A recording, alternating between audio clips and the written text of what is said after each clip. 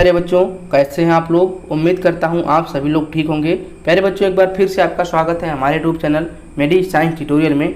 इस समय बच्चा लोग हम लोग प्रिपरेशन कर रहे हैं एमपी ग्रुप 5 लैब टेक्नीशियन का, और ये जो आपकी परीक्षा है अक्टूबर माह में कराए जाने की संभावना है। 3 महीना पहले से हम लोग प्रिपरेशन को स्टार्ट कर दिए हैं, ताकि आने वाले समय में हम लोग अच्छे से प्रिपरेशन कर पाएँ, अच्छे से रिवीजन कर पाएँ और अच्छे नंबर से हम लोग एग्जाम को क्रैक कर पाएँ। बहुत सारे ऐसे बच्चे होते हैं जो 15 दिन जब बचता है तो अपना प्रिपरेशन स्टार्ट करते हैं, वो जल्दी जल्दी अलग अलग चैनल पे एमसीक्यू को खोजने लगते हैं।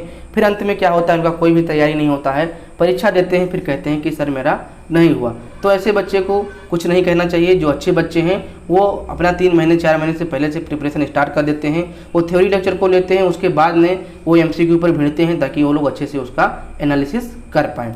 तो इसी सब बातों को ध्यान में रखते हुए हम लोग 9 नंबर तक लेक्चर को कर लिए हैं। और अगर आपको 9 नंबर तक लेक्चर को देखना है तो आप वॉरियर 1.0 नंबर हमारा जो प्लेलिस्ट है उसको विजिट कर सकते हैं। उस पर आपको एमपी ग्रुप 5 वॉरियर 1.0 लिखकर मिल जाएगा, ठीक है। अगर आप और बहुत ज़्यादा एमसीक्यू को देखना चाहते हैं तो आप एसजीपीजीआई वाला हमारा प्लेलिस्ट ओपन कर लीजिए, एनएचएम का प्लेलिस्ट ओपन कर लीजिए। सारे के सारे जो अभी आपके एमसीक्यू हैं लैब टेक्नीशियन से ही रिलेटेड है। और आज का जो हमारा लेक्चर है बच्चा लोग, ये आपका 10 नंबर का है। इसमें आज हम लोग क्लिनिकल पैथोलॉजी के एमसीक्यू को सॉल्व करेंगे। इसमें आपका क्लिनिकल पैथोलॉजी होगा, साथ में 1-2 प्रश्न आपके हेमेटोलॉजी के भी मिल जाएंगे। और अगर प्रश्न की संख्या की बात करें तो 30 प्रश्न यहाँ पे हम लोग सॉल्व करेंगे फुल्ली एनालिसिस के साथ। अगर हमारा आप टेलीग्राम चैनल नहीं ज्वाइन किए हैं तो उसको ज्वाइन करिए। वहाँ पे आपको क्विज पोल मिलता है, वहाँ पे आपको जो एमसीक्यू पीडीएफ होता है वो मिल जाता है। कोई भी आपको बुक प्रोवाइड करना होता है तो उसका एमसीक्यू बुक हम वहाँ पे प्रोवाइड करते हैं। अगर आपको कोई सूचना देना है तो भी आपको टेलीग्राम चैनल पे मिल जाएगा।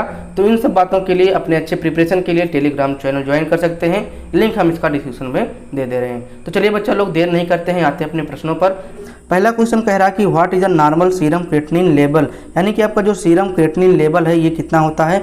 तो ये क्वेश्चन आपके हर लैब टेक्नीशियन के एग्जाम में पूछा गया है, इसलिए क्वेश्चन आपके लिए बहुत ही इंपॉर्टेंट हो जाता है। इसको हम कई बार करा चुके हैं, अपने एमसीक्यू वाले पोल में भी डाल चुके हैं टेलीग्राम पे, और यहाँ भी हम कई बार इसको करा चुके हैं। तो इसके जो ऑप्शन है 0.5 से लेकर 1.0 मिलीग्राम पर डीएल, 1.5 से 0.5 मिलीग्राम पर डीएल, 0.5 से 1.5 मिलीग्राम पर डीएल, और आपका जो लास्ट ऑप्शन है 1.5 से 0.5 मिलीग्राम पर डीएल हो जाएगा। तो ऑप्शन जो इसका है ये आपका सी वाला सही जाएगा, 0.5 से 1.5 मिलीग्राम पर डीएल, ठीक है। चलिए दूसरे वाले क्वेश्चन पे आते हैं। दूसरा क्वेश्चन हमारा है deficiency of which following minerals cause dental caries, यानी कि आपका यहाँ पे कौन सा मिनरल है जिसके डिफिशियंसी होने पर डेंटल यानी कि दांत का क्षय होता है। तो फ्रेंड्स अगर यहाँ पे मिनरल्स की बात करें तो सोडियम है, कॉपर है, आयोडीन है और फ्लोराइड है। तो इसका जो सही आंसर जाएगा ये फ्लोराइड हो जाएगा। और अगर यहाँ पे बात करें आयोडीन की कमी से कौन सा रोग होता है, तो कौन सा रोग होता है, घेंघा रोग होता है। कौन सा होता है, घेंघा रोग होता है। चलिए फ्रेंड्स आते हैं तीसरे नंबर के क्वेश्चन पे। तीसरा नंबर का जो क्वेश्चन है what is the normal serum level of vitamin A, यानी कि जो नॉर्मल सीरम लेवल है विटामिन ए का वो कितना होता है। तो ऑप्शन से 25 से 50, ठीक है, 25 से 70, 50 से 70 और 75 से 95, ठीक है। तो आपका जो सही आंसर जाएगा ये आपका बी वाला सही जाएगा, 25 से 75 वाला ऑप्शन, ठीक है। चलिए फ्रेंड्स फोर्थ नंबर के क्वेश्चन पे आते हैं। फोर्थ नंबर हमारा है कि the other name of vitamin B1 is, तो ये क्वेश्चन कई बार रिपीट हो चुका है। तो फ्रेंड्स इसका जो सही आंसर जाएगा वो क्या जाएगा, थायमिन जाएगा। क्या जाएगा, थायमिन जाएगा। और अगर बात करें राइबोफ्लेविन की तो ये किस विटामिन का रासायनिक नेम होता है, तो ये होता है आपका विटामिन B2 का। और अगर यहाँ पे पाइरोडॉक्सिन की बात करें तो पाइरोडॉक्सिन की आपका क्या हो जाएगा, B6 हो जाएगा। ये कैरोटीन जो होता है ये रेटिनॉल में मतलब कि बदल जाता है, और रेटिनॉल किसका है, विटामिन ये का होता है, ठीक है। चलिए फ्रेंड्स आते हैं 5वें नंबर के क्वेश्चन पे। 5वां नंबर का क्वेश्चन है biotin help in which cycle, यानी कि आपका जो बायोटिन है ये किस साइकिल पे हेल्प करता है, ग्लाइकोसिलिसिस या फिर सिट्रिक एसिड साइकिल में, या फिर यूरिया के साइकिल में, या फिर बोथ ए बी के साइकिल में, यानी कि आपका जो ग्लाइकोलिसिस या फिर साइट्रिक एसिड दोनों के साइकिल में। तो इसका जो सही आंसर फ्रेंड्स ये जाएगा आपका कौन सा, बी वाला, ठीक है। क्या जाएगा, बी, साइट्रिक एसिड साइकिल में, ठीक है। ये मदद करता है साइट्रिक एसिड के साइकिल में, ठीक है। अगर बात करें यहाँ पे बायोटिन तो ये किस विटामिन का केमिकल नेम होता है, तो ये आपका होता है B7 का। किसका होता है, B7 का, ठीक है। अब फ्रेंड्स आते हैं यहाँ पे 6 नंबर के क्वेश्चन पे। 6 नंबर का जो क्वेश्चन कह रहा है कि which disease is caused due to biotin deficiency, यानी कि इनमें से कौन सा डिजीज है जो कि बायोटिन डिफिशियंसी के कारण होता है। तो जो ऑप्शन हमारे दिए हैं यहाँ पे सिरोसिस है, डर्मेटाइटिस है, हेमाचूरिया है और ग्रोटिस्ट है, ठीक है। तो अगर बात करें सही आंसर की तो आपका हेमाचूरिया हो जाएगा। फ्रेंड्स अगर सिरोसिस की बात करें तो सिरोसिस किसके कारण होता है, ये लीवर डिजीज होता है। इसमें क्या हो जाता है, स्कॉर्चिंग ऑफ लीवर होने लगता है, ठीक है। अगर डर्मेटाइटिस की बात करें तो जब स्किन में इन्फ्लामेशन होने लगता है, स्किन में क्या होने लगता है, इन्फ्लामेशन होने लगता है, तो इन केस को क्या कहते हैं, डर्मेटाइटिस कहते हैं। और ग्लोटिस्ट की बात करें तो इसमें क्या होता है, जो आपका टंग होता है इसमें क्या होने लगता है, इन्फ्लामेशन होने लगता है, ठीक है। चलिए 7 नंबर के क्वेश्चन पे आते हैं। 7 नंबर के क्वेश्चन में dot dot is the part of nephron, इनमें से कौन सा जो है नेफ्रॉन का पार्ट है, ठीक है। माल्फिजियन, कॉर्पसल्स, यूरेटर्स या फिर रीनल ट्यूबल्स या फिर बोथ ए एंड बी। तो ऑप्शन जो जाएगा वो आपका क्या जाएगा, डी वाला जाएगा, बोथ ए एंड बी।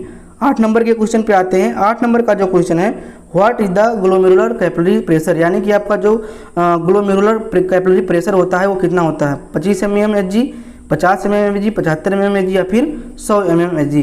तो फ्रेंड्स इसका सही आंसर क्या जाएगा, इसका सही आंसर होता है 75 mmHg, ठीक है। फ्रेंड्स आते हैं यहाँ पे 9 नंबर के क्वेश्चन पे। 9 नंबर का जो क्वेश्चन है, what is the rate of blood flow through the kidney, यानी कि जो किडनी के थ्रू ब्लड फ्लो होता है उसका रेट क्या होता है, 1100 ml पर मिनट या फिर 1200 ml पर मिनट, 1300 ml पर मिनट या फिर 1400 ml पर मिनट। तो फ्रेंड्स इसका जो सही आंसर जाएगा वो सी वाला जाएगा, 1300 ml पर मिनट, ठीक है। चलिए आते हैं 10 नंबर के क्वेश्चन पे। 10 नंबर का क्वेश्चन है, what is the average daily urea formation in body, यानी कि जो आपका यूरिया का फार्मेशन है आपके बॉडी में वो डेली कितना हो सकता है। तो फ्रेंड 25 से 30 ग्राम, 15 से 20 ग्राम या फिर 12 से 15 ग्राम, 25 से 30 ग्राम। तो फ्रेंड्स इसका जो सही आंसर जाएगा वो वाला डी वाला जाएगा, यानी कि आपका जो डेली यूरिया का फार्मेशन होता है 25 से 30 ग्राम होता है आपके बॉडी में, ठीक है। चलिए 11 नंबर के क्वेश्चन पे आते हैं। 11 नंबर का क्वेश्चन है, what is the symptoms of uremia, यानी कि यूरेमिया का कौन सा सिम्टम्स है। तो फ्रेंड जब यूरिया आपके बॉडी में ज़्यादा हो जाता है तो इसको कहते हैं यूरेमिया। तो हेडेक या फिर वीकनेस या फिर वॉमिटिंग या फिर ऑल ऑप्शन। तो फ्रेंड्स यहाँ पे ऑल ऑप्शन सही जाएगा, यानी कि यूरेमिया के केस में आपका सर दर्द होगा, वीकनेस होगी और वॉमिटिंग होगा, ठीक है। चलिए 12 नंबर के क्वेश्चन पे आते हैं। 12 नंबर का क्वेश्चन है, which is the major source of ammonia formation by the kidney, यानी कि जो आपका अमोनिया का फार्मेशन है किडनी में उसका मेजर सोर्स क्या है, biotin acid, nicotine acid, glutamine या फिर कैरोटीन। तो इसका जो सही आंसर जाएगा वो क्या जाएगा, ग्लूटामाइन जाएगा, यानी कि जो मेजर सोर्स है वो क्या है, ग्लूटामाइन है, ठीक है। चलिए 13 नंबर के क्वेश्चन पे आते हैं फ्रेंड्स। 13 नंबर का क्वेश्चन है, antiviral drug inhibit replication of, यानी कि आपका जो एंटीवायरल ड्रग्स होते हैं, जो वायरस जब कोई वायरस डिजीज काज करता है तो इन केस में इसको दिया जाता है, तो वो किस चीज़ को इनहिबिट करता है, किस चीज़ के रेप्लिकेशन को रोकता है, कैप्सिड के, ठीक है, कैप्सोमर्स के, न्यूक्लिक एसिड की या फिर न्यूक्लिक एसिड को। तो फ्रेंड्स एंटीवायरल ड्रग्स होता है ये किसको इनहिबिट करता है, आपके न्यूक्लिक एसिड के रेप्लिकेशन को इनहिबिट करता है, ठीक है। चलिए 14 नंबर के क्वेश्चन को देखते हैं। 14 नंबर का जो क्वेश्चन है, mature cyst of Entamoeba histolytica is, यानी कि आपका जो एंटमीबा हिस्टोलिटिका का सिस्ट होता है वो भी मैच्योर फॉर्म का, वो कैसा होता है, anucleated, hexanucleated, binucleated या फिर क्वाड्री न्यूक्लिएटेड। तो इसका जो सही आंसर जाएगा फ्रेंड्स वो जाएगा आपका डी वाला, ठीक है, क्वाड्री न्यूक्लिएटेड, ठीक है। फ्रेंड्स अगर बात करें एंटमीबा हिस्टोलिटिका की तो ये क्या काज करता है, ये आपको क्या करता है, अमीबिया पेसिस काज करता है। अगर बात करें एंटमीबा जिंजीबेरिस की तो ये क्या काज करता है, ये आपका जो पायरिया होता है इसको काज करता है, ठीक है।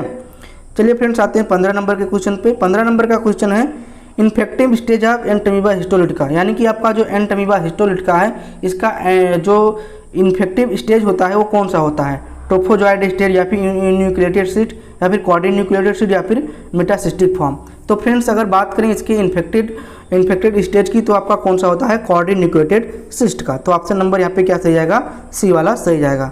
चलिए आते हैं 16 नंबर के क्वेश्चन पे।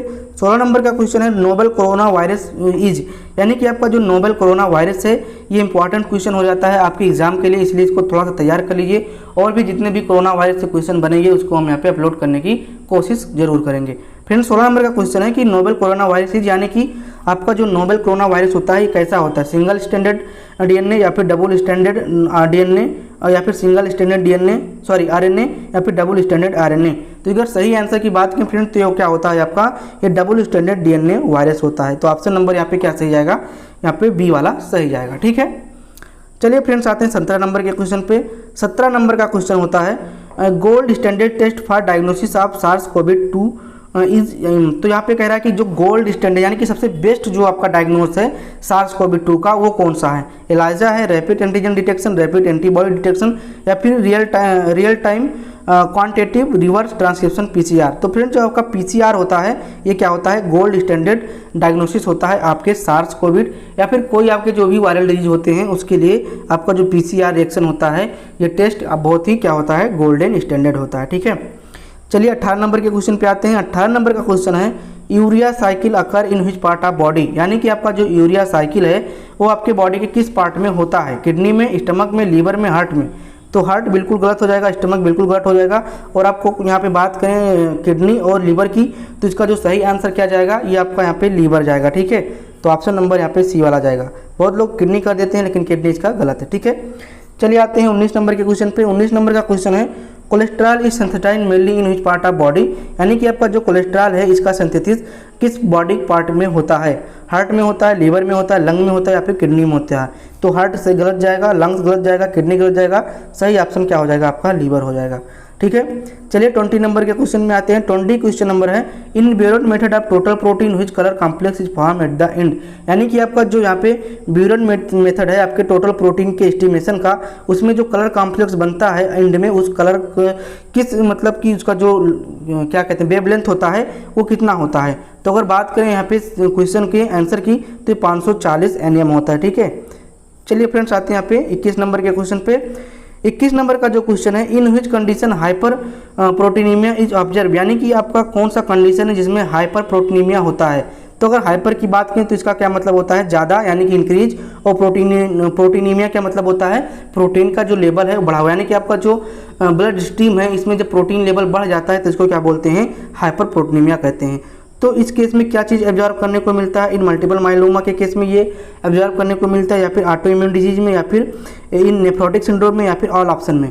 तो फ्रेंड्स इसका जो सही आंसर जाएगा ये ऑल ऑप्शन जाएगा। ठीक है, क्योंकि आपका जो हाइपर प्रोटीनीमिया है ये आपके तीनों के केस में होता है। ठीक है, जैसे मल्टीपल माइलोमा या फिर ऑटो इम्यून डिजीज या फिर नेफ्रोटिक सिंड्रोम। ठीक है, चलिए 22 नंबर के क्वेश्चन पे आते हैं। 22 नंबर का क्वेश्चन है which enzyme is produce by bone, liver, intestine and pancreas, यानी कि कौन सा यहाँ पे एंजाइम है जो आपके बोन के द्वारा, आपके लीवर के द्वारा और आपके इंटेस्टाइन तीनों के द्वारा यहाँ पे क्या होता है, प्रोड्यूस होता है। तो आपका जो ऑप्शन है क्रिएटिनिन काइनेज है, या फिर लैक्टोज डिहाइड्रोनेज है, या फिर अल्कलाइन फास्फेट है, या फिर एसिड फास्फेटेज है। तो इसका जो सही आंसर जाएगा friends alkaline phosphatase, option number C वाला सही जाएगा। ठीक है, चलिए 23 नंबर के क्वेश्चन पे आते हैं। 23 नंबर का जो क्वेश्चन है फ्रेंड्स ये कह रहा है कि which method is use to estimation of steroid, यानी कि आपका यहाँ पे जो एस्टिमेशन है स्टेरॉइड का, इसका कौन सा मेथड होता है, कलरीमीटर या फिर फ्लोरीमेट्रिक या फिर फ्लेम फोटोमेट्रिक मेथड या फिर बोथ ए एंड बी। तो इसका जो सही आंसर फ्रेंड्स जाएगा वो क्या जाएगा, फ्लोरीमेट्रिक इससे, यानी कि आपका यहाँ पे बी वाला सही जाएगा, यानी कि स्टेरॉइड का जो आपका एस्टिमेशन है आपको फ्लोरीमेट्री के द्वारा होता है। ठीक है, चलिए 24 नंबर के क्वेश्चन पे आते हैं। 24 नंबर का क्वेश्चन कह रहा है which is the normal value of insulin in plasma, यानी कि आपका जो इंसुलिन है इसके प्लाज्मा में इसका लेवल क्या होता है। ठीक है, 4 से 24 इंटरनेशनल यूनिट पर ml, 26 से 40 इंटरनेशनल यूनिट पर ml, या फिर 40 से 60 इंटरनेशनल यूनिट पर ml, या फिर 60 से 80 इंटरनेशनल यूनिट पर ml।